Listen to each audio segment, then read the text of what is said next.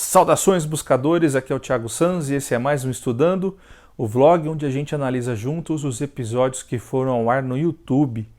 Hoje a gente vai falar do episódio 36, Criação de Corpos Celestes, parte 1. Se você ainda não viu, o link está aqui no card e na descrição, confere lá, depois volta para cá, beleza?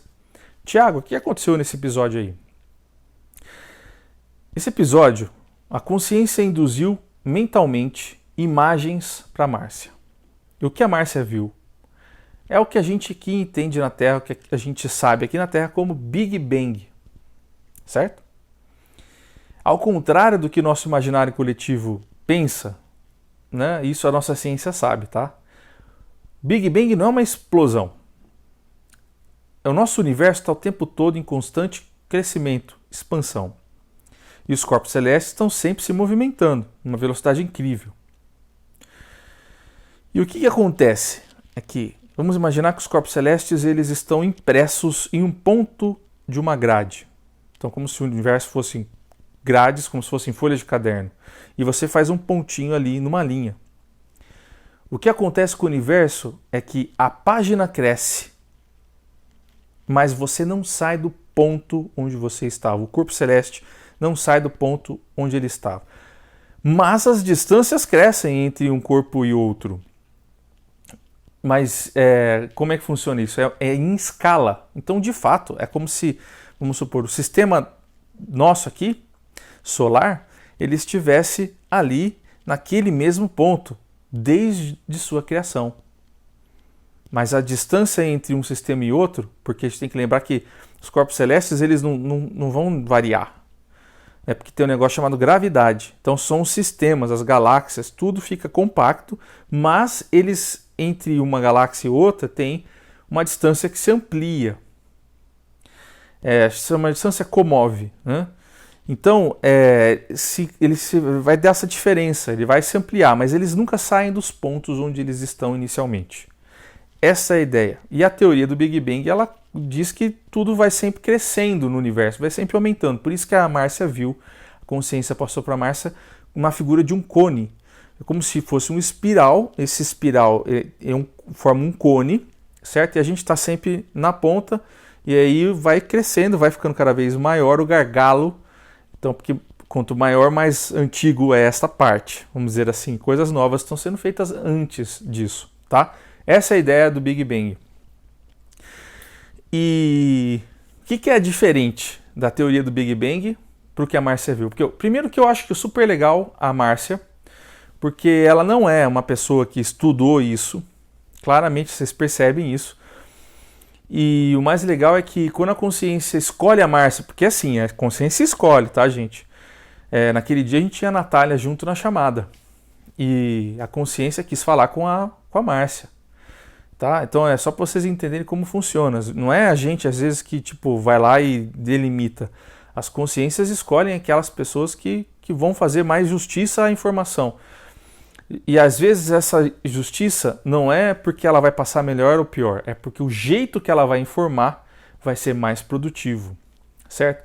Então a Márcia, toda aquela simplicidade dela, ela conseguiu mostrar com genuinidade,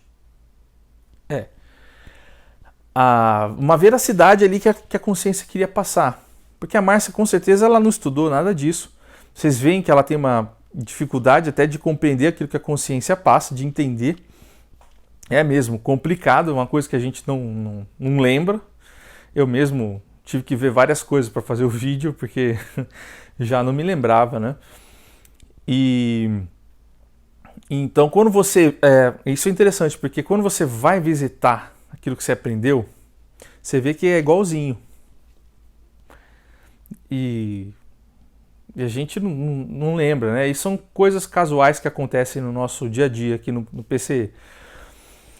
E aí, a Márcia trouxe essas informações do espiral, né? E o mais legal é que no que a gente compreende, que a consciência quis passar pra gente, ela quis passar que aquele ponto inicial de onde sai tudo é o vazio. Se você ainda não viu o vazio, tá aqui no card, na descrição. Confere essa sessão porque ela é incrível. É uma das sessões mais importantes do PCE, que define o universo por trás deste universo nosso. Porque tudo é uma grande torus, dupla. A gente tem um lado aqui, mas tem um outro lado que mantém este lado. Certo? Então o universo aqui está em constante expansão, mas o vazio também está. O que expande aqui, expande lá. E o vazio, né, para a gente aproveitar para falar aquilo que é diferente da teoria do Big Bang, a gente entende que o ponto do vazio é um portal, é um buraco negro, certo? E o vazio, que está atrás do buraco negro, é o universo onde contém a matéria primordial, onde contém aquilo que sustenta a nossa criação. É da onde tudo vem e para onde tudo vai. Por isso que os corpos celestes são sugados por esses buracos negros, porque a matéria, quando finda o seu ciclo, precisa retornar para onde ela veio, assim como nós retornamos para a Terra quando nós morremos. Que eu digo o nosso corpo, certo? É assim que funciona. A gente pega emprestado do lugar. No caso, a gente pega emprestado da Terra. E então, quando a gente morre, aquilo tem que voltar para a Terra. Assim é o corpo celeste. Ele morre, aquela energia que gerou ele tem que retornar para onde veio. Onde veio? O vazio. Por isso que eles são sugados, os corpos celestes são sugados, certo? Neste ponto de singularidade, no horizonte de eventos, enfim. Então, o que a nossa consciência draconiana quis passar para a gente, né? Depois eu vou falar um pouco sobre essa consciência, tá? Sobre esse dragão primordial. Então, o que acontece ali? Sai do vazio. Do vazio tem os elementos que geram os átomos, ou seja, a iona número 1. Certo? E a consciência, que era o dragão, molda este corpo celeste de acordo com estas ionas, ou seja, os elementos químicos, mais a energia, que é a primeira iona, molda isso para o planeta.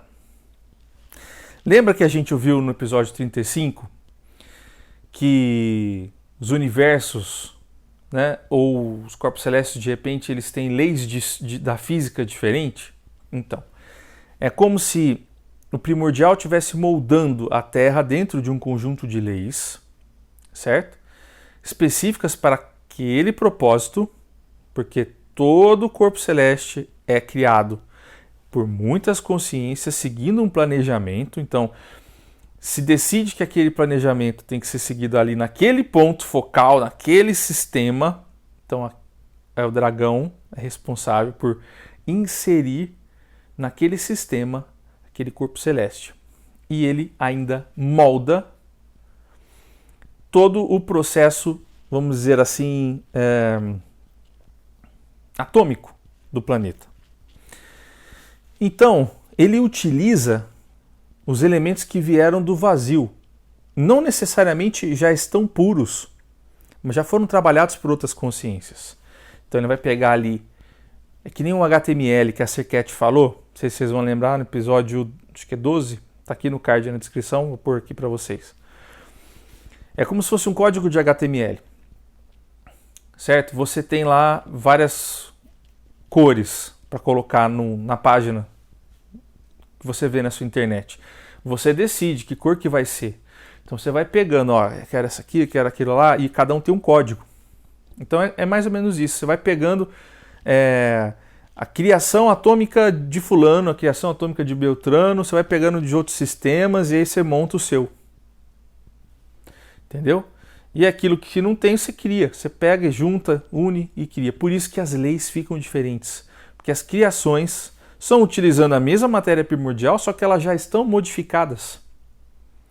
Então elas ficam diferentes o bastante para fazer alterações nas leis da física. Tá certo? Mas a matéria primordial é a mesma. A matéria primordial densa vem lá do vazio. Tá? Por que ela é densa? Porque o sutil se desprende da densa. Então, tudo que é criado precisa ser mais sutil do que a densidade original. Certo? Por isso que é densa. E que mais? vamos seguir aqui a ideia do vídeo. É importante a gente falar sobre o buraco negro aqui na questão que a gente precisa lembrar que a Terra foi trazida para esse sistema, né? O que significa isso? A Serket disse que a Terra veio para cá, antes ela estava em satélite em Sírius. Para o Tiago, o que significa isso? Significa que quando a Terra era um satélite de Sírius, ela não era física. Certo? Então, quando ela veio para cá, ela foi ganhando fisicalidade. Então, o que o primordial faz quando ele recebe aquela Terra? Ele insere códigos nela, átomos, modifica. Então, ela vai entrar de novo naquele processo de esquentar, de resfriar, né? E isso tudo, então, é inserido por este primordial. Certo? Então, é um bom exemplo do que acontece. Porque a gente pensa assim, cria-se ali. Não é que cria-se ali. Às vezes a criação não está ali. Já é uma movimentação de um outro local, como aconteceu com a Terra. É um transporte que é outra raça que faz, né? E aí vem os Elohims. Porque os dragões primordiais, agora vamos falar um pouquinho deles. Os dragões primordiais, a exemplo dos Ala, eles são muito mal compreendidos na nossa cultura ocidental. E a gente pode pôr um pouco disso, sei lá, na forma que a gente interpretou por muitos anos a Bíblia, tá certo? Porque tem a passagem de que Miguel coloca um dragão, aprisiona um dragão e tal, né? Muitos espíritas conhecem. E alguns textos apócrifos se referem também ao demiurgo, né? Que é a personificação do mal, aqui, o criador de todo o mal. E aí entra aquela coisa dos Anunnaki, de Anu, do falso deus e tal. Tudo isso aí tem a ver com os dragões, do jeito que o ocidental entende. Para o ocidental, para a cultura espírita, para a cultura católica, o dragão é sempre uma figura negativa de Satanás, enfim, né? Mas se você for observar na cultura oriental, existem muitos deuses dragões e eles estão cheios de virtudes, certo? Coragem, bravura, né? Beleza e tal, só a virtude. É mitologia isso, tá? Mitologia oriental. Principalmente na China, na Coreia do Sul, né? O budismo tem bastante também. Então, vocês vão encontrar lá dragões como divindades, tá? De vários tipos de elementos. Então, o dragão da água, o dragão da colheita, o dragão do vento, né? O dragão do sol, né? E então, para o oriental, isso já é mais normal, natural, né? Mas a gente aqui tem aquela ideia de dragão como um ser vil, negativo, né? E tudo mais. Bom, um dragão primordial, ele também é conhecido como Elohim, Kumara, e enfim, cada doutrina vai ter um nome para eles, certo? Mas eles são seres a gente pode dizer que é um arquétipo que eles mantêm, porque eles já não são mais isso. Entendem? Mas eles mantêm esse arquétipo. Então é importante dizer isso. A Márcia os viu como dragões. Se uma pessoa muito católica tivesse acesso às induções de imagens que a Márcia teve, o que essa pessoa veria seriam arcanjos. Seriam seres de muita luz, os Elohims, né?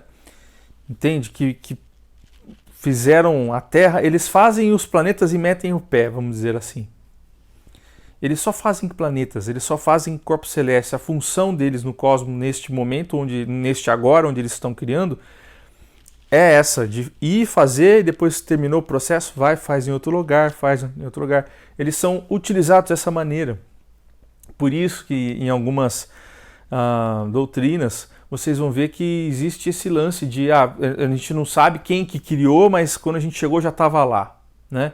Essa é a ideia do Elohim, do Criador da raça primordial que vai, que faz e acontece. Certo? Acabei perguntando na sessão sobre os dragões que mantêm a Terra no intraterreno, né? Algumas doutrinas falam de 7 dragões no mundo intraterreno fazendo a sustentação no núcleo da Terra, certo? Esses dragões são dragões Kumara que foram responsáveis por inserir genes importantes para modificações reptilianas, né? Eles fizeram uma função muito importante em raças reptilianas e depois eles vieram e fizeram uma função aqui na Terra. São dragões de alta envergadura espiritual. Eles mantêm o planeta, porque a função dos dragões não é apenas criar e manter. O que define o que um dragão vai fazer é uma missão que ele tem. Porque o mesmo dragão que cria, normalmente ele também sabe fazer a sua manutenção do planeta. Certo? Vocês vão ver que chega algum ponto da evolução que nós estaremos aptos para fazer mais de uma coisa muito bem. É mais ou menos isso que acontece nesses casos. E um desses dragões que está aqui no núcleo da Terra, né, e que foi muito bem explicado pela consciência que a variedade de estruturas que estão aqui na Terra, né, de diferentes raças e localidades, demanda, né, que existam como se fossem transformadores energéticos diferentes para cada situação, orientados, focados em fazer a manutenção destas energias. Então, como tem uma gama muito alta de consciências diferentes aqui, de vários tipos de energia, como se permite isso na Terra, existem 7 dragões que são compatíveis com os tipos de energias que temos aqui. Existe um episódio que vai ao ar, não foi? Se você está vendo esse vídeo no passado, aliás, no futuro, você já vai ter visto, provavelmente,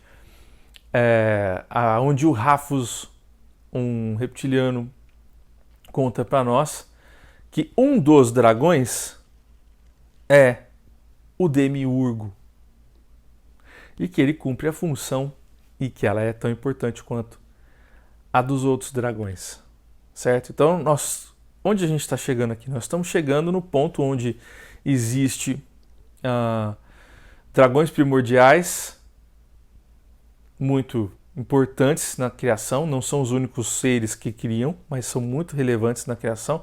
Nós temos uma estreita relação com vários deles, conversamos com alguns dragões de grande envergadura energética já, como Zala, por exemplo, e que sempre são sessões muito importantes para a gente, de muitos aprendizados e ensinamentos. E a gente chega no ponto onde existe também uma cultura de compreensão negativa dos dragões. E agora eu acabei de explicar para vocês que um dos dragões que mantém a Terra é considerado este senhor do mal aí. E é isso mesmo. Vocês entendem que a dualidade ela tem que estar presente na Terra? É por isso, porque essas energias, esse dragão não está aqui porque ele está aprisionado, ele está aqui fazendo uma função, um papel importante tanto quanto os outros. E o que acontece com eles? Eles seguem o planejamento desse planeta, para que a gente aprenda mantendo as energias que a gente precisa. E é exatamente assim que acontece. O resto é dualidade, o resto é interpretação, o resto é julgamento a respeito do trabalho deles, do qual nós não temos nem capacidade para entender o que é feito de transmutação aqui. Certo? Mas a gente acha que tem que falar do Demiurgo, que tem que falar, né, dos dragões e tal, que isso é ruim, né? Mas é bem diferente disso. Nós não precisaríamos ter nem dito que eram dragões. Porque o que importa, como ele mesmo diz, não é a forma, mas sim a necessidade, a possibilidade de ampliar a consciência. Ele diz isso quando a gente pergunta a respeito de Jesus, né? Se Jesus fez tudo isso, se era da alçada dele a criação e manutenção de planetas, né? Se ele conseguiu encarnar aqui, peraí, então se ele encarnou aqui, ele conseguiu encarnar e ao mesmo tempo fazer tudo aquilo, não é mais compatível, né? Estamos falando de ionas muito distantes, né? Os mantenedores de dragões já estão acima da 12ª iona. Jesus tinha 8, né? Então ele não podia criar planetas, mas ele participa do processo. Porque todos estão participando. Que é muito importante a gente falar aqui agora. Que essa criação dos planetas, ela é em várias mãos. Né? É como se fosse passagem de bastões, assim, naquela corrida, né? Primeiro o corpo celeste vem, aí o dragão pega e a partir dali ele molda e depois ele entrega, né? E os elementais continuam, certo? E as consciências semeiam, certo? Aí elas fazem os testes genéticos, aquilo que elas precisam fazer. Então, quer dizer, a parte mais difícil é feita por ionas maiores e depois ele vai ser entregue para as ionas que estão mais compatíveis com o resto dos processos que vêm a seguir, entenderam? É por isso que é um processo coletivo, senão tudo já estaria, tudo já seria, não teria necessidade de esforço, você só vinha aqui, curtia e ir embora, e isso não acontece dessa maneira, beleza? Então, é isso por hoje, pessoal, deixem aqui nos comentários, tem muito para ser dito sobre os dragões, talvez eu faça um vídeo só disso, explicando com mais calma todos os processos referentes aos dragões, beleza? Porque existem muitas... As pessoas consideram esses dragões reptilianos e não é isso, esses caras são muito maiores, já estão muito expandidos, certo? Então é isso aí. Fiquem bem e até semana que vem, povo. Fui!